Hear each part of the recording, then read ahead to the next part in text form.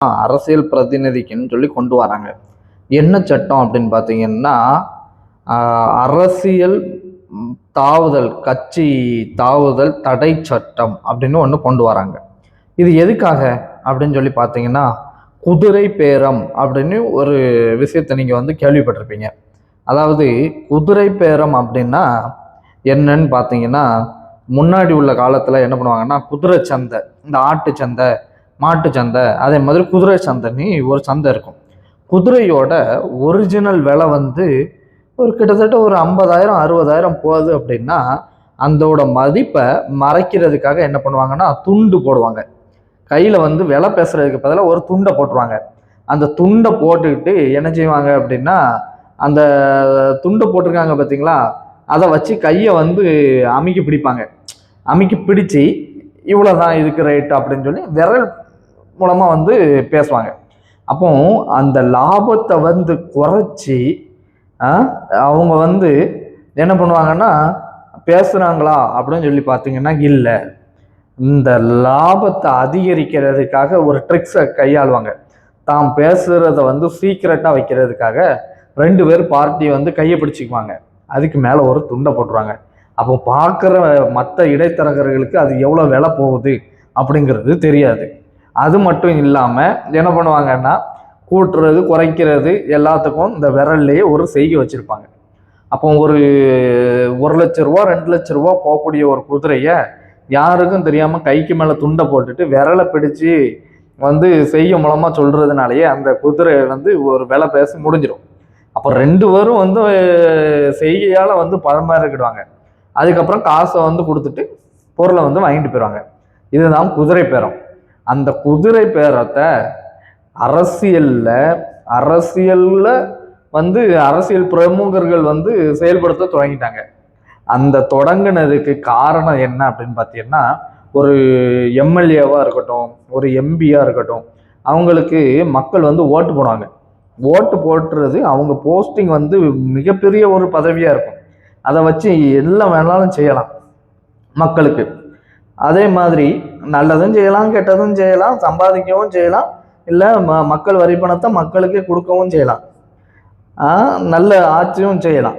இப்படி எல்லா மதிப்பு உள்ள அவங்கள என்ன பண்ணுவாங்கன்னா, தொங்கு சட்டம் அதாவது தொங்கு சட்டசபை அப்படின்னு சொல்லி ஒரு இது அமையும். எப்படின்னா, பெருவாரியான ஓட்டு கிடைக்காம, இப்போ ஒரு 3 கட்சி போட்டியிடுது அப்படின்னா எல்லாமே அறகுறையிலே நின்றுட்டுன்னு வைங்க, பெரும் வாரியான வாக்கு கிடைக்காம நின்றுட்டுன்னு வைங்க.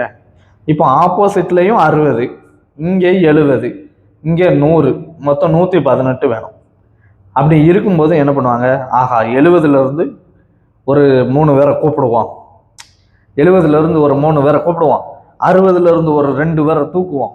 அப்படின்னா எவ்வளோ ஆச்சு? ஏற்கனவே நம்ம 108 அப்படின்னா 4 ஆச்சு. அதுக்கப்புறம் இந்த கட்சியில் சேராத ஆட்கள்லாம் கொஞ்சம் பிடிச்சி போடுங்க, சுயேட்சை ஆட்கள்லாம் பிடிச்சி போடுங்க அப்படின்னு சொல்லிட்டு பிடிப்பாங்க. அதுக்கு பேர் தான் குதிரை பேரம். அப்போ பிடிக்கும்போது அந்த எம்எல்ஏக்களும் இல்லைன்னா எம்பிக்களும் சும்மா வரமாட்டாங்க. பாராளுமன்றமாக இருக்கட்டும், நாடாளுமன்றமாக இருக்கட்டும், எதுலையும் சும்மா வரமாட்டாங்க. ஏன்னா இவங்களும் பணம் காசு செலவழித்து மக்கள் செல்வாக்கில் வந்திருப்பாங்க, அதனால சும்மா வரமாட்டாங்க. அப்போ என்ன செய்வாங்கன்னா, இவங்க குதிரை பேரம் பேச வர்றவங்க என்ன சொல்லுவாங்கன்னா, நாங்கள் உங்களுக்கு பதவி தாரோம், இல்லைன்னா சொத்து தாரோம், இல்லைன்னா இந்த இலக்காவை உங்களுக்கு தாரோம், இதில் நீங்கள் லாபம் பார்க்குற மாதிரி வரும், அதுக்கப்புறம் நீங்கள் தான் ராஜா அப்படின்னு ஒன்று பதவி ஆசை, இல்லைன்னா பண ஆசை, இல்லைன்னா பொருள் ஆசை அப்படின்னு சொல்லி ஆசை காட்டி இழுப்பாங்க. அதுவும் இல்லையா, நீ இந்த ஆட்சியில் இங்கே தப்பு செஞ்சிருக்கா, அதுக்கு இன்னென்ன ரெக்கார்டு இருக்கு, அப்போ அந்த ரைடு வந்துடும், இந்த ரைடு வந்துடும், எனக்கு அவங்கள தெரியும் இவங்கள தெரியும், அங்கே பேசுவேன் இங்கே பேசுவேன்னு சொல்லி அப்படி ஒரு பேச்சை போட்டு கொக்கி போட்டு இழுப்பாங்க. அப்படி இழுக்கிறதுக்கு பேர் தான் குதிரை பேரம். இது 1985 கட்சி விட்டு கட்சி தாவக்கூடாது, குதிரை பேரம் பேசக்கூடாதுன்னு தடைகள் போட்டாலும் சட்ட ரீதியாக சட்டத்தில் இருக்கிற பெரிய ஓட்டையை வச்சுட்டு இந்த ரெசார்ட் அரசியல் பண்ணுறவங்க என்ன பண்ணுவாங்க அப்படின்னா, ஜெயிச்ச உடனே ஏதாவது ஒரு பெரிய ரெசார்ட்டில் கொண்டு போய் அவ்வளோ ஒரு ஃபோனையும் வாங்கி வச்சுட்டு எல்லாரையும் உள்ளே தூக்கி போட்டு அடைச்சி விடுவாங்க. காரணம் என்னென்னா, கட்சி விட்டு கட்சி தயிரக்கூடாதுல்ல, அதனால. ஆனால் சிலவங்க வந்து என்ன பண்ணுவாங்க, வெளி மாநிலத்துக்கோ இல்லைன்னா வெளிநாட்டுக்கோ அந்த ஆட்சி அமைகிற வர, தொங்கு ஆட்சி அமைகிற வர என்ன பண்ணுவாங்கன்னா டக்குனி வெளிநாட்டுக்கோ கூட்டு போயிடுவாங்க, ஏன்னா பேரம் பேசிடக்கூடாது அப்படின்னு. ஆனால் அதையும் மீறி எப்படியாவது பேரம் பேசுகிறவங்க பேரம் பேசி என்ன பண்ணிடுவாங்கன்னா ஆளை பிடிச்சிருவாங்க. இப்படி பிடிக்கிறதுக்கு பேர் தான் குதிரை பேரம். எதுக்கு நம்ம இந்த டாபிக் இன்னைக்கு பேசுகிறோம் அப்படின்னா, இன்னைக்கு ஒரு 4 எம்எல்ஏ என்ன பண்ணிட்டாங்கன்னா, 4 எம்எல்ஏ என்ன பண்ணிட்டாங்கன்னா அதிமுகவில் இருந்து இணைஞ்சி ஜெயிச்சு எம்எல்ஏ ஆனவங்க டக்குன்னு என்ன பண்ணிட்டாங்க, இல்லை நாங்கள் பதவியை ராஜினாமா பண்ணுறோன்னு ராஜினாமா பண்ணிட்டாங்க.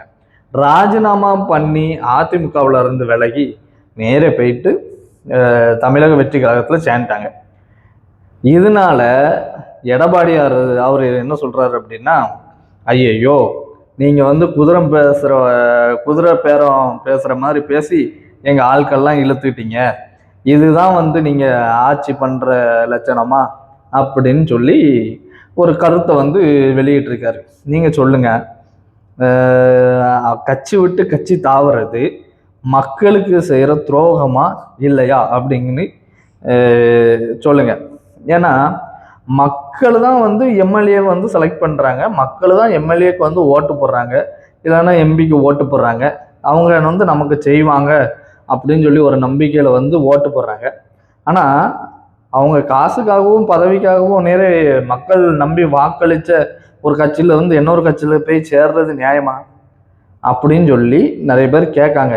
இன்னும் இந்த குதிரை பேரம் பேசி நடக்கிற அரசியல்னால மக்களுக்கு என்ன லாஸ் அப்படின்னா, எம்எல்ஏ சுயநலத்துக்கு விலை போயிட்டாரு அப்படின்னா அவரை நம்பி ஓட்டு போட்டதெல்லாம் வீணா போயிடுது. அதுக்கப்புறம் அவரை ஓட்டு போட்டு நாங்கள் செலக்ட் பண்ணதும் வேஸ்ட்டு, எங்கள் தொகுதிகளுக்கும் வந்து ஒழுங்காக இது பண்ண மாட்டாங்க. ஏன்னா ஆல்ரெடி பணத்துக்கு விலைக்கு போனவங்க எப்படி தொகுதி மக்களை வந்து பார்ப்பாங்க அப்படிங்கிற ஒரு கருத்தும் நிலவுது. ஸோ அந்த ஒரு அச்சமும் இருக்கு. இதனால தான் வந்து 1985 வந்து இந்த தடை சட்டங்கள்லாம் வந்து போட்டாங்க. ஆனாலும் நம்ம ஆட்கள் வந்து சட்டத்தில் இருக்கிற பெரிய பெரிய ஓட்டைகளை பயன்படுத்தி ஈஸியாக எஸ்கேப் ஆகி அவங்க வேலையை அவங்க பார்த்துட்டு போயிட்டே இருக்காங்க. நம்ம வேலையை நம்ம பாத்திரத்தை எடுத்துட்டு காலையிலே வேலைக்கோ எங்கேயோ ஆஃபீஸுக்கோ எங்கேயோ வேலைக்கு போனால் தான் நம்ம அரை வயிறு காவயிறு கஞ்சி குடிக்க முடியும். இது மக்களோட நிலைமை. அதனால் மீண்டும் மீண்டும் நாம் வந்து நல்ல ஆட்சியாளர்களை யோசித்து செலக்ட் பண்ணணும். அன்புடன் ஆனந்த். வரட்டா நண்பர்களே.